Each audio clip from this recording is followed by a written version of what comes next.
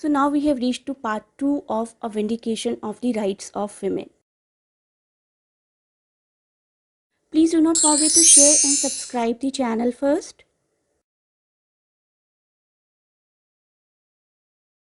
This is chapter 7, modesty comprehensively considered and not as sexual virtue. Wollstonecraft turns to a discussion of modesty. Modesty is the soberness of mind that teaches a man not to think more highly of himself than he ought to and can be distinguished from humility. तो वुलस्टनक्राफ्ट ने modesty को define किया है कि modesty का मतलब है कि अपने बारे में बहुत हाई ना सोचना, जितने आप हो उतना ही इवेल्युएट करना खुद को. So modesty must be equally cultivated for both sexes, she says, and she rejects the argument that too much learning can decrease modesty.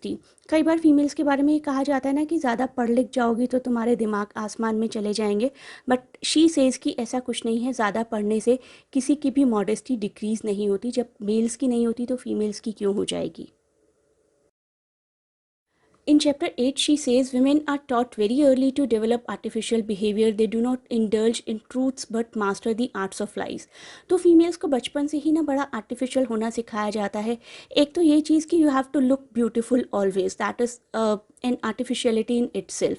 Wollstonecraft mentions the well-known legend of Lucretia, an ancient Roman woman who stabbed herself after being raped, and this is the kind of things that happens when women are taught to put the world's opinion before genuine modesty. तो females को generally ये दिखाया जाता है, ये सिखाया जाता है कि अगर आपके साथ कुछ गलत हुआ है तो जिसने किया उसकी गलती नहीं है, आपकी गलती है. If you are raped, it's your mistake. So one of the reasons women focus so much on their reputation is because Wollstonecraft's world, in that kind of 200 साल पुरानी दुनिया की बात करें हम, उस दुनिया में there was no getting back of your reputation once it is lost or ruined by anybody. Herself by having sex out of marriage or due to rape. In this case, even a rumor can ruin a person's life forever. So it makes sense that women focus more on their reputation than anything else. That kind of world it was in her time. Next, of the pernicious effect which arise from the unnatural distinctions established in society. Pernicious का मतलब है harmful. Wollstonecraft takes aim at society in general because it respect people of wealth rather than people of worth. तो एक तो हमारी society में एक ये प्रॉब्लम है, और वुलस्टनक्राफ्ट के टाइम पे कुछ ज़्यादा ही थी, कि जिसके पास वेल्थ होती है उसकी रिस्पेक्ट बाकी लोगों के कंपैरेटिवली ज़्यादा होती है, जिसके पास रैंक होती है, जिसके पास कोई क्लास होती है. बट शी सेज कि फीमेल्स के पास तो ये भी नहीं है. They are confined into their house only.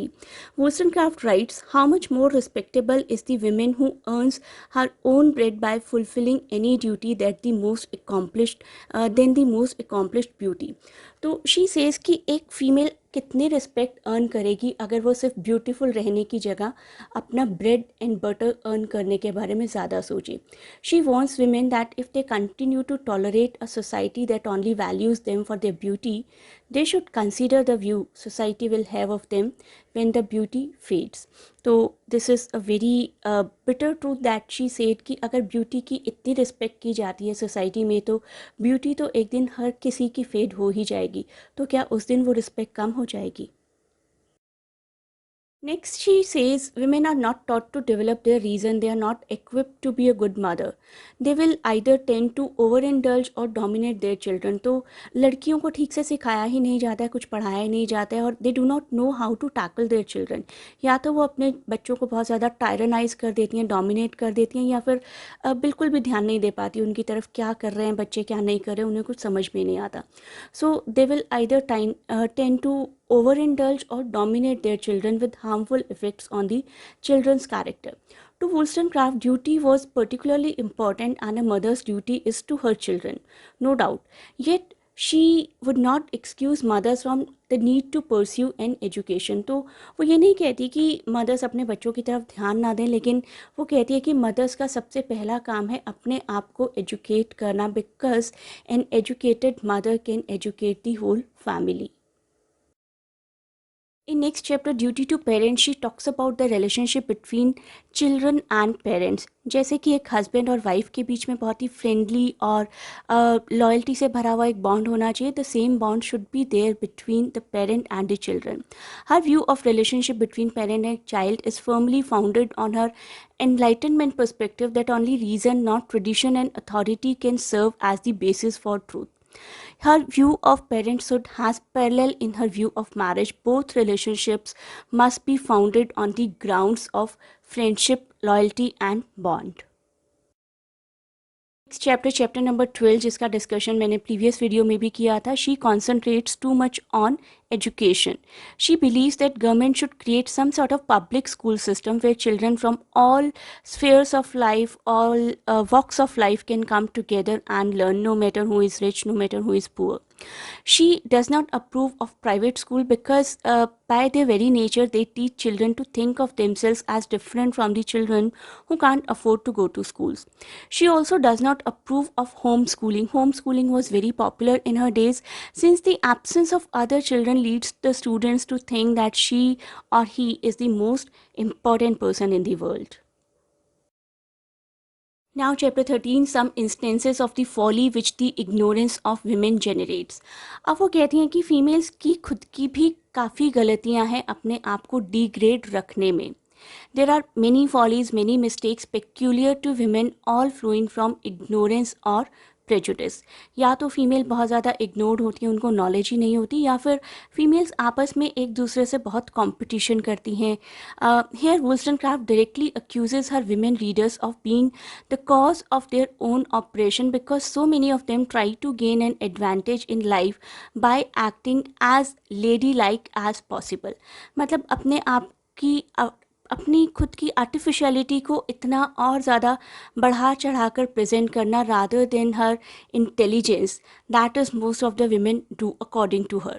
So she specially goes after women who like to visit healers और फॉर्चून टेलर्स, जिसको हम हिंदी में तांत्रिक भी कह सकते हैं, who use magnets and crazy things to cure diseases. तो जनरली वो फीमेल्स जो इग्नोरेंट होती हैं वो इस तरीके के लोगों के पास जाना पसंद करती हैं अपनी प्रॉब्लम सॉल्व करने के लिए, rather than using their own intellect. Wollstonecraft thinks these quacks, इन लोगों को quacks बोला जाता था, these quacks should all be arrested, and she blames the weak uneducated women for making occult such a thriving industry in England. कि ये females ही हैं जिन्होंने इस तरीके के business को इतना ज़्यादा progress provide किया हुआ है. She simply thinks that these faults would not be so bad if women were given a better education and a more equal place in society.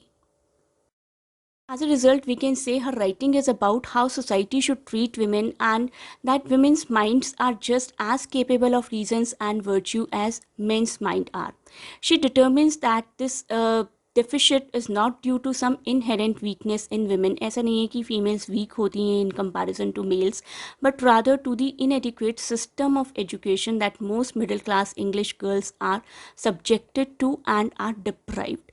She argues that women are typically only taught to attract husbands, with the result that their mental and moral faculties are never fully developed.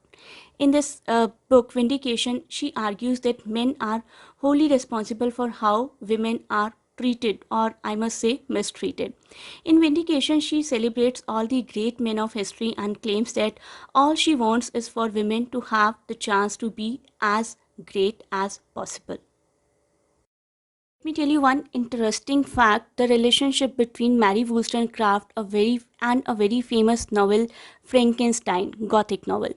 In 1796, she began a relationship with William Godwin, who was an English journalist and political philosopher, and they got married as well, but the happy time was short-lived as Mary died 11 days after the birth of her second daughter, Mary Wollstonecraft Shelley, who became a novelist best known as the author of Frankenstein. And when Frankenstein began in the summer of 1816 and got published, it bore an unsigned preface that it was a dedication to William Godwin, the father of Mary Shelley.